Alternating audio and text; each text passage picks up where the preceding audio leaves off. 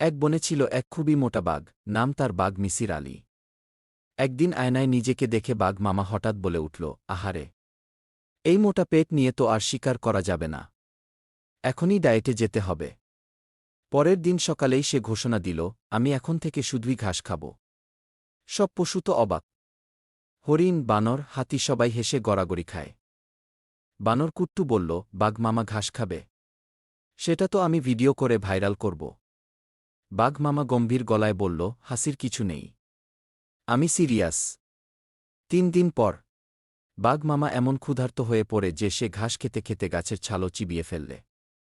শেষে হঠাৎ এক খরগোশকে দেখে বলে উঠল, তুই তো সবজির মতোই ছোট, তোর মধ্যে ভিটামিন আছে? খরগোশ ভয়ে বলে, আমি তো গাজর খাই, আমিই তো গাজরের মতো।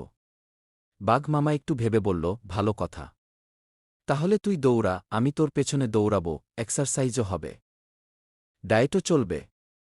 এরপর বাঘ মামা আর ডায়েট করেনি।